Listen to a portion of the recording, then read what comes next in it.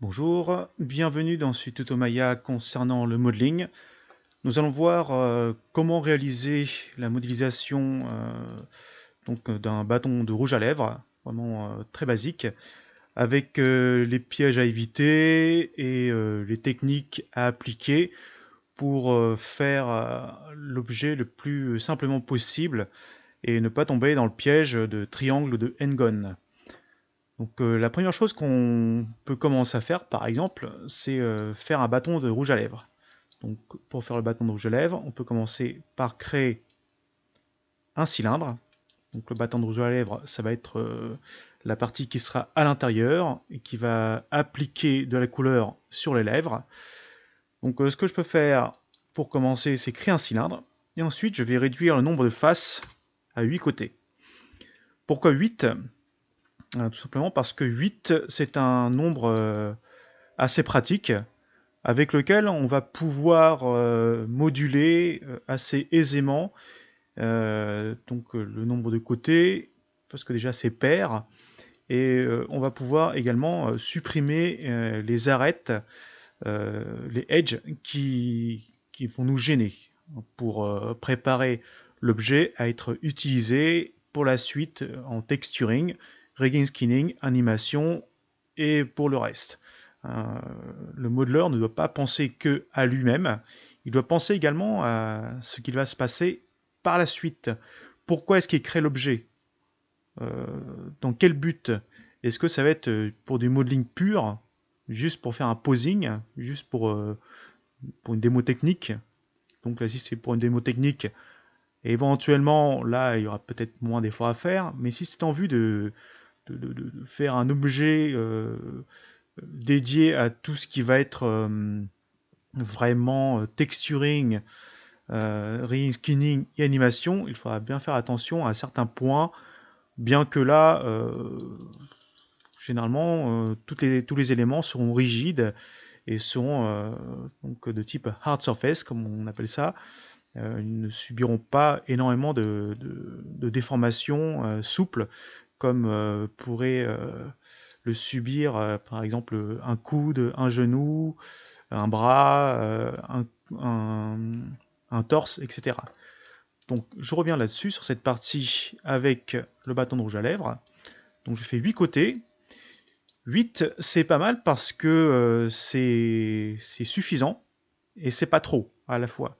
Parce que si on part avec 10, 12, 20, ça va être trop défini et on va peut-être avoir des difficultés à réaliser des extrusions. Donc 8, c'est quand même pas mal. Donc il y en a qui partent avec 6, d'autres qui font quelque chose du style, vous partez avec 8, ensuite vous retombez sur vos pieds en rajoutant des définitions, ainsi de suite. Mais généralement, 8, pour commencer, pour les débutants, c'est pas mal. 8 côtés hein, pour un cylindre ou n'importe quel type d'objet circulaire, c'est vraiment un nombre de côtés qui est quand même simple et efficace à la fois. Donc ne cherchez pas à faire compliqué, ne cherchez pas à mettre 20 faces ou 23 faces par exemple. Déjà, ça ne sert à rien, vous allez avoir trop de définitions et vous allez avoir des difficultés à vous sortir de cette configuration, de cette topologie. Donc, une fois que j'ai créé donc, mon cylindre avec 8 côtés, tout simplement, ce que je vais faire, c'est que je vais donner une forme de bâton de rouge à lèvres à ce bâton. Donc, ce que je peux commencer à faire ici, là, c'est rajouter juste une définition ici. Je vais ensuite faire un double-clic sur l'icône ici, là, de la flèche pour ouvrir les tool settings de mon Select Tool. Et en cochant la case Camera Base Selection, je vais avoir la possibilité donc de ne sélectionner que les faces ou que les éléments qui sont visibles par rapport à ma vue. Donc là, vous voyez que tout ce qui est derrière n'est pas sélectionné. Si je décoche la case que je sélectionne, donc ça sélectionne les éléments qui sont vus par les caméras, ainsi que ceux qui sont derrière. Ça peut être problématique dans certains cas. Donc là, quand je coche la case et que je sélectionne, donc là c'est bon, c'est bien pris. Maintenant, ce que je vais faire pour donner un aspect rouge à lèvres, je vais appuyer sur la touche E et donner un sens d'orientation à mon bâton de rouge à lèvres. Peut-être que le plus stratégique, ça aurait été d'appuyer sur R. D'abord pour faire un scale central, donc homothétique, pour réduire un peu la pointe du rouge à lèvres. Et ensuite, faire une rotation. On peut le faire dans l'autre sens, il n'y a pas de souci. Si je fais une rotation, puis ensuite un scale, donc le résultat peut être légèrement différent. Mais donc, pensez bien à réaliser ce genre de petites déformations, parce que ça va crédibiliser votre sujet et ça va le rendre beaucoup plus réaliste. Parce que dans un bâton de rouge à lèvres, le bout est un peu biseauté pour qu'il puisse s'appliquer plus sur les lèvres. Donc, quand on crée un objet, il faut bien penser à tous les aspects, tous les tenants, les aboutissants. Pourquoi est-ce qu'on fait l'objet? Si on modélise juste pour modéliser, ça va donner n'importe quoi. Il faut vraiment essayer de penser à la fonctionnalité de l'objet modélisé pour lui donner vraiment un but, pour lui donner, pour bien comprendre à quoi il va servir, comment on va s'en servir, pourquoi on va s'en servir. Il faut se poser plein de questions. Sinon, après on modélise n'importe comment, n'importe quoi, et ça part dans tous les sens. Donc là, en donnant cette forme biseautée, donc là j'ai quasiment terminé mon bâton de rouge à lèvres. Maintenant, ce que je vais faire, c'est que je vais résoudre les problèmes de triangle, tout simplement en sélectionnant ici, donc je peux venir sélectionner les edges et les supprimer. Donc là, ça marche très bien, il n'y a pas de problème particulier. Donc on tombe bien sur des quads au-dessus. Et en dessous, je peux faire la même chose en sélectionnant les edges et j'appuie sur CTRL plus Backspace pour supprimer donc les edges et retomber sur des quads partout. Donc les quads sont très importants pour la suite. Généralement, on utilise les quads parce que les quads dans une topologie nous permettent des déformations intéressantes et surtout limitent les effets de distorsion par rapport au triangle.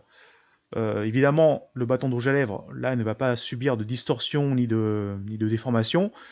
Donc la question qui revient toujours, c'est quand est-ce qu'on peut utiliser des triangles et quand est-ce qu'on peut utiliser des n-gon et quand est-ce qu'on doit utiliser des quads. Donc en général, et ça vous pourrez faire des recherches sur internet, les professionnels vous diront que généralement, dès qu'il y a des animations à effectuer sur une modélisation, vous devrez faire en sorte qu'il y ait des quads quasiment partout. Si vous voulez faire courber l'objet, si vous voulez qu'il prenne des formes assez particulières, utilisez plutôt des quads.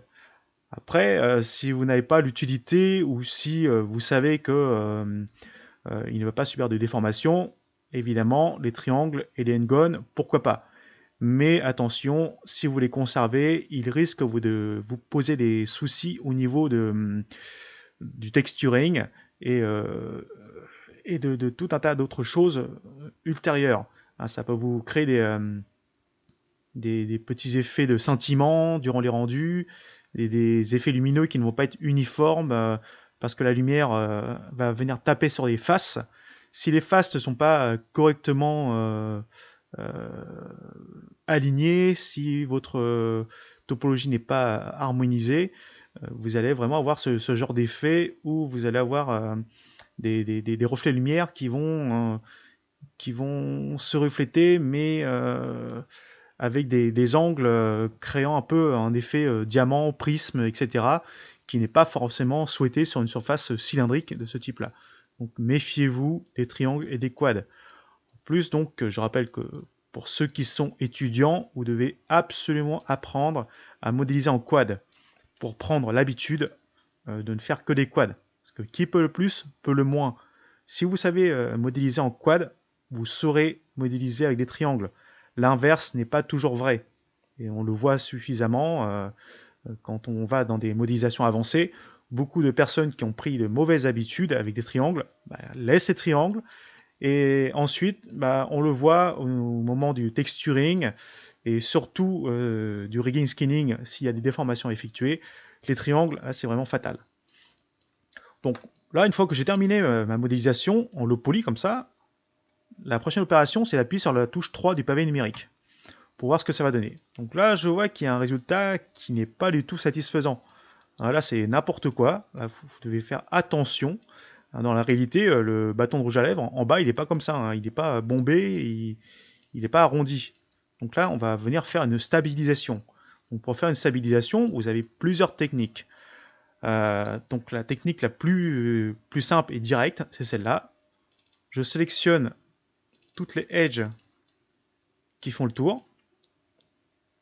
Ici en bas, c'est sélectionné. J'appuie sur CTRL B pour appliquer un bivol.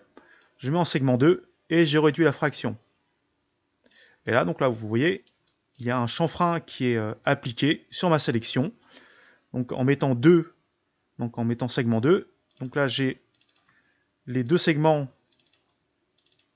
qui viennent se rajouter par rapport donc, au segment central. Et c'est ce que je cherche, parce que maintenant, si j'applique le 3 du pavé numérique, en bas maintenant nous avons une forme qui est stabilisée, qui est bien aplatie et qui n'est plus du tout arrondie. Donc après, est-ce qu'on pourrait se poser comme question, est-ce qu'il y a besoin de le faire également en haut? Après ça c'est à vous de voir, c'est votre modélisation. Par exemple là ce que je pourrais faire, c'est venir, pareil, sélectionner les edges qui sont ici, qui font le tour du biseau. J'appuie sur CTRL B, segment 2, et je réduis la fraction. Je me remets en mode objet, j'appuie sur le 3 du pavé numérique, et je regarde. Et là on a quelque chose un peu plus intéressant, et qui ressemble donc à un bâton de rouge à lèvres classique. Donc là, si vous estimez que l'inclinaison n'est pas assez forte, c'est pas grave. Donc je sélectionne les faces qui sont dessus, j'appuie sur la touche supérieure pour étendre la sélection. Ensuite là, je peux refaire ma rotation en 3 du pavé numérique si je veux. Et là, je peux augmenter donc légèrement l'inclinaison, je replace, je regarde, je tourne autour de l'objet. Ici là, en vue de face, je peux réduire, ainsi de suite. Et là, on a quelque chose qui commence à être pas mal. Donc là, on a une petite déformation, mais on va régler ça tout de suite. Donc la déformation vient du fait que ici, mon biseau est très reculé. Donc là, je vais l'avancer. Et celui-là, je le replace. Pour avoir quelque chose le plus uniforme possible. Voilà. Donc là, on a quelque chose qui commence à ressembler à un bâton de rouge à lèvres, avec le biseau au-dessus, la base qui est bien aplatie, et les formes qui sont stabilisées. Et vous voyez que je n'ai pas eu besoin de créer un cylindre avec 48 faces. Donc là, ça va très vite, il n'y a pas de souci particulier. Là, on utilise bien nos techniques de modeling pour bien replacer les edges, pour faire des extrusions, pour faire des rotations. Une fois que j'ai terminé, ce que je peux faire, donc je vais replacer le point de pivot à un endroit stratégique. Donc j'appuie sur la touche D, puis V, clic molette, et je le place ici là en bas sur l'intersection de la base de l'objet. Maintenant le nouveau point de pivot sera celui-ci. Ça peut être intéressant pour, par exemple, pour replacer mon objet sur le centre du monde, ou pour pouvoir faire des rotations vraiment par rapport au point de pivot que j'ai défini. Donc une dernière chose, maintenant qu'on a terminé la modélisation, et ça c'est quelque chose que beaucoup d'étudiants oublient de faire, c'est de renommer correctement l'objet. Donc là je vais l'appeler bâton rouge lèvres, par exemple, je l'appelle comme ça. Et ensuite, je vais faire un delete history. Donc vous voyez que sur la partie à droite, dans le channel box layer editor, ici là j'ai l'entrée inputs, j'ai plein d'historiques de construction. Cet historique de construction, ça peut vous servir dans certains cas, mais généralement pour les débutants ça ne vous servira pas. Donc sachez que ça ne vous sert à rien de le conserver comme ça. La question que vous devez vous poser, c'est est-ce que je vais faire des modifications ultérieures de mon objet, oui ou non? Si c'est non, Et si on garde cette forme définitive, il n'y a pas besoin de garder l'historique, on le supprime définitivement. Pour ça, vous avez deux manières de le faire. La première méthode, je crée un clone. Je sélectionne mon objet, j'appuie sur CTRL D. CTRL D, là le clone, vous voyez qu'il apparaît, bâton rouge lèvre 1, et je le déplace. Donc sur le rouge à lèvres 1, donc le clone, vous voyez que là, il n'y a plus du tout d'historique. Donc là c'est bon, c'est cleané. Je reviens sur l'objet d'origine, et je peux le cacher. Donc je le cache comment? J'appuie sur H pour le cacher, ou alors je crée un groupe, que j'appelle archive, et à l'intérieur je mets toutes les modélisations qui ne vont plus me servir. Mais si vous voulez vraiment conserver l'historique, comme ici, donc vous voyez que mon objet est dans le groupe archive, et bien là maintenant je peux cacher le groupe archive. Et là je replace mon objet clone ici. Donc là je peux retenir le même nom. Donc arrivé à cette étape là, donc là on a quasiment terminé donc, la création d'un objet. Maintenant il va falloir créer les autres éléments parce que ce n'est pas terminé. Donc là on a fait le bâton de rouge à lèvres. Donc vraiment tout simple, vraiment basique. Donc là la question à se poser c'est est-ce que j'ai besoin de le conserver encore ou pas? Est-ce que je le cache? Je le cache pas? Je vais m'en servir comme base afin de créer le tube de rouge à lèvres qui va venir accueillir le bâton de rouge à lèvres. Donc pour ça, donc je vais le lever un tout petit peu. Juste en dessous, je vais recréer donc je peux partir soit sur un rouge à lèvres qui va être de forme cylindrique, ou alors si vous voulez faire des formes un peu plus donc carrées, des formes arrondies, des choses comme ça, il faudra plus partir sur un cube. Donc là, on peut partir sur un cube par exemple. Donc là, je crée la base de mon rouge à lèvres. Voilà, comme ça. Et la question à se poser, c'est maintenant là, qu'est-ce qui va se passer? Parce qu'à un moment donné, il va bien falloir que je crée un cylindre. Donc comme je vais créer un cylindre, donc qui va être rattaché à la base de mon rouge à lèvres. Donc le rouge à lèvres, par exemple, là, je peux le redire un tout petit peu ici là. Ce qui serait intéressant, c'est de pouvoir lui donner une forme cylindrique avec l'extrusion de cette face. Mais là, vous voyez qu'actuellement, il n'y a que 4 côtés. Donc comme il n'y a que 4 côtés, c'est simple, il n'y a pas 36 000 solutions. Ce que je peux faire, je peux créer un multicut avec CTRL-clic-molette pour rajouter de la définition ici. Une fois que j'ai rajouté la définition, je sélectionne mes 4 faces, j'appuie sur CTRL-E et j'applique un offset. Donc là, vous voyez que maintenant, là, je commence à avoir une base qui va apparaître, mais elle est carrée. Si je veux la rendre circulaire, je peux le faire, il n'y a pas de problème. J'appuie sur W avec la sélection toujours active et je clique sur le menu Edit Mesh et Circularize. Donc là, maintenant, ça va me rendre circulaire. Donc cette sélection qui était carrée, maintenant, elle devient circulaire pour que je puisse créer donc une extrusion et venir envelopper le bâton de rouge à lèvres. Donc là, une fois que j'ai cliqué sur Circularize, vous voyez qu'il y a un petit panneau contextuel qui s'affiche ici. Je vais pouvoir changer la taille du cercle. Je peux pouvoir l'agrandir, la rétrécir, l'augmenter, le diminuer, ainsi de suite. Donc là, il n'y a pas de souci, ça marche très bien. Donc j'appuie sur W pour faire disparaître ce petit tableau. Je rappuie sur CTRL-E pour créer mon extrusion. Et là, je commence à faire sortir donc, le cylindre qui va venir donc accueillir le bâton de rouge à lèvres. Donc, par exemple, je peux faire quelque chose de ce type-là. Donc évidemment, là, vous voyez que pendant le processus de construction, ça me gêne, hein, je vois rien du tout. Donc là, c'est pas grave, on peut passer en mode transparence. Donc là, je peux cliquer sur le menu Shading, X-Ray. Non, là, je passe en mode transparence. Et je peux également afficher, ici là, en cliquant sur cette icône. Donc je peux afficher les edges de mes constructions pour mieux voir ce qu'il se passe. parce qu'en X-ray, même si c'est transparent, parfois on a du mal à voir où est-ce qu'on est et ce que l'on fait. Une fois que j'ai réalisé ça, bien, je vais continuer ma construction. Je vais refaire une extrusion pour créer l'épaisseur du tube. J'appuie sur CTRL E et je refais un offset. Donc pour l'instant, je ne sais pas si mon diamètre est suffisant. C'est pas grave, je pourrai réajuster juste après. En modeling, il n'y a pas de souci, on pourra toujours retomber sur nos pieds en faisant les bonnes sélections et en utilisant les bons outils pour tout réajuster. Donc une fois que j'ai créé l'épaisseur, c'est bon.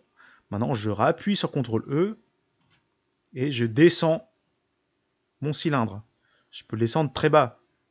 Je peux le descendre jusqu'ici par exemple. Donc tout dépend de ce que vous voulez faire. Moi, comme je sais que personne ne va rentrer dans le tube, je vais supprimer ces faces. Donc j'enlève le X-ray. Je vais cacher temporairement le bâton de rouge à lèvres. Puis je vais venir sélectionner mes 4 faces qui sont là. Et je les supprime. Donc là, vous voyez que maintenant, là, j'ai créé la base de mon rouge à lèvres en quelques clics et en gardant un nombre de faces correct. Hein, donc là, il y en a 8, tout ça, donc c'est pas mal, ça marche très bien. Et maintenant, je vais remettre en mode objet et j'appuie sur le 3 du pavé numérique. Et là, c'est un peu le drame parce que je m'aperçois que tout est vraiment très très arrondi et ça ne donne pas la forme que je veux. Ça, c'est un peu le travail du modeleur. Vous devez venir en mode Edge, sélectionner les Edges à stabiliser, toutes les Edges, celles qui sont dessous également, celles qui vont faire les arêtes verticales ici, ok, voilà. Et il y aura certainement à prendre ces arêtes là pour venir stabiliser, donc avec les arêtes diagonales, pour venir stabiliser la forme avec le CTRL B. Donc j'appuie sur CTRL B pour faire du bivol. Je me mets en segment 2 et je diminue la fraction ou je l'augmente. J'appuie sur le 3 du pavé numérique et je regarde ce qui se passe. Donc là on peut remarquer que bon, ça donne quelque chose donc un peu étiré ici. Donc qu'est-ce que ça veut dire? Ça veut dire que là, donc là je vais faire des CTRL Z, je vais revenir en arrière. Ça veut dire que je n'avais pas besoin de sélectionner ces edges. Elles sont en trop. Elles viennent tirer vraiment sur le maillage. Et donc moi, la base de mon cylindre n'est plus du tout cylindrique. Il y avait une espèce de bivol qui venait tirer le maillage. Donc là maintenant, j'appuie sur CTRL B, je m'en mets en 2, j'augmente la fraction, je diminue, j'appuie sur 3 du pavé numérique et je regarde. Voilà. Donc là, c'est pas trop mal. On a quelque chose qui est assez bien stabilisé dans tous les sens. Je retire le maillage. Voilà. Donc ça, c'est vraiment le résultat qu'il faut obtenir en utilisant des outils vraiment de base. Donc jusqu'à maintenant, je n'ai utilisé que de l'extrusion et que du bivol. Et également le circularize pour rendre circulaire la forme juste ici à la base du cylindre, pour la rendre cylindrique. Sinon, j'aurais eu une forme rectangulaire. Donc là, une fois que c'est terminé, pareil, je donne un nom. Ici, je peux l'appeler base rouge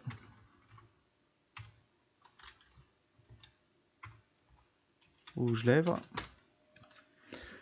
Donc j'appuie sur Alt Shift D pour supprimer l'historique, ou alors je peux créer un clone. Donc là, c'est à vous de voir. Je réaffiche donc mon bâton de rouge à lèvres et je regarde si ça matche bien avec le diamètre de la base. Si ce n'est pas le cas, je peux appuyer sur R et réajuster en faisant un scale et en vérifiant que l'objet soit le plus logique possible. D'accord. Donc là, on a quelque chose qui est plutôt pas mal, qui commence à être bien fonctionnel, qui est OK. Donc maintenant, on va créer donc un système pour faire tourner le rouge à lèvres. Donc après, regardez sur internet les différents modèles qui existent de rouge à lèvres. Donc il y en a plein, il y en a une multitude, il y en a énormément qui existent. Donc moi je vais pas trop me compliquer la vie, je vais tout simplement reprendre un cube. Donc, bon, j'aurais peut-être dû faire un clone à la base, ça aurait été beaucoup plus stratégique, mais c'est pas grave. Hop, voilà.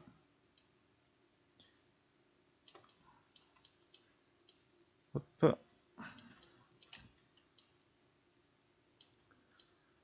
Donc on peut imaginer un rouge à lèvres de ce type-là.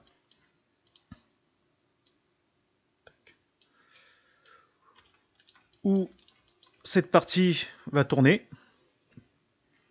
Et en tournant, bah, ça va faire sortir le bâton de rouge à lèvres. Donc là, vous voyez qu'en quelques clics, là, j'ai créé mon rouge à lèvres. Donc là-dessus, bah, je vais appliquer un bivol segment 2. Fraction, je vais la réduire le plus possible. 0,1. Et je regarde le résultat. Bon, c'est pas super.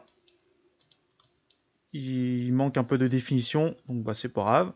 Si votre base manque de définition, voici ce qu'on peut faire.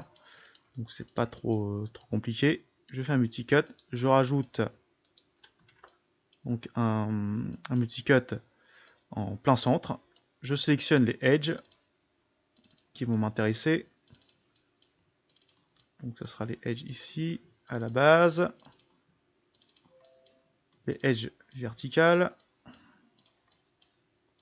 J'appuie sur CTRL B, je mets en segment 2 et je réduis la fraction.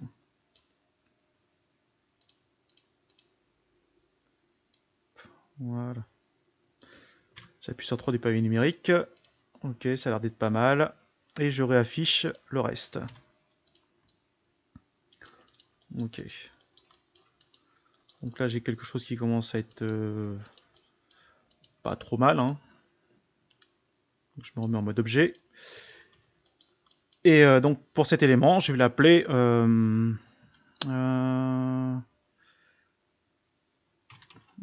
je vais l'appeler base générale. Alt Shift D. Et je vais en profiter pour replacer le point de pivot ici. Là, c'est à vous de voir. Est-ce que vous avez besoin de replacer le point de pivot de cet élément? Bon, on peut le faire. J'appuie sur D et je replace ici. Bon, sachant que pour du rig, ça peut être intéressant de placer votre point de pivot à des endroits vraiment intéressants. Et donc là, grâce à ça maintenant, donc je peux pouvoir faire pivoter donc cette partie par rapport à celle du bas et créer donc une espèce de système pour faire tourner mon bâton de rouge à lèvres et faire en sorte que, enfin mon bâton, la base du rouge à lèvres et faire sortir le bâton ici en le faisant tourner en même temps.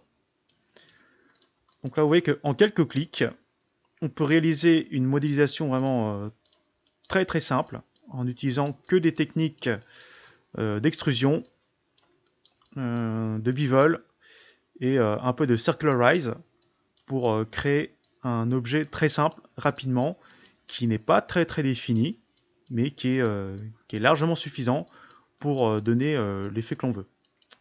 Donc là, n'hésitez pas à refaire l'exercice plusieurs fois, à revoir les outils de base, donc extrusion, ensuite bivol, le circularize si vous en avez besoin, et surtout n'oubliez pas de renommer vos éléments, de faire un delete history, et une dernière chose, complètement à la fin, quand vous êtes sûr que vous avez complètement terminé tout, vous sélectionnez tous vos éléments et vous appliquez un freeze transformation ici. Et vérifiez bien que le translate, rotate et scale soit bien appliqué. Et là, vous cliquez sur apply. À quoi ça sert? Donc tout simplement, je vous rappelle à quoi sert le freeze transform. Le freeze transform va utiliser la position à laquelle se trouve votre objet et va mettre tous les paramètres ici, là, translate XYZ, rotate XYZ à 0 et le scale à 1. Donc ça, c'est quelque chose que vous devez faire quasiment comme un réflexe. Utiliser le freeze transform à la fin de la construction pour bien replacer à 0 toutes vos coordonnées. Ça peut être pratique pour l'animateur, par exemple. Là, si vous déplacez votre objet, si vous savez qu'en remettant à 0, hop, il revient à l'endroit où vous l'avez placé et où vous avez appliqué le freeze transform.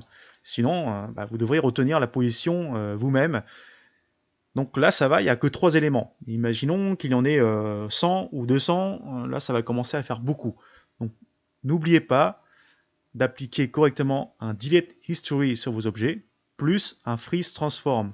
Ça, c'est vraiment très très important pour la suite des événements, pour la suite du pipeline de production 3D. Donc après, il y a des cas où on ne le fait pas, mais dans le cadre d'études dans une école, appliquez ces manipulations régulièrement.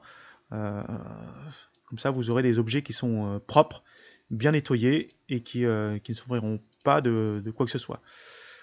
Ensuite, là, ce qu'on peut faire, c'est peut-être créer un système de parentage, donc ou grouper les objets.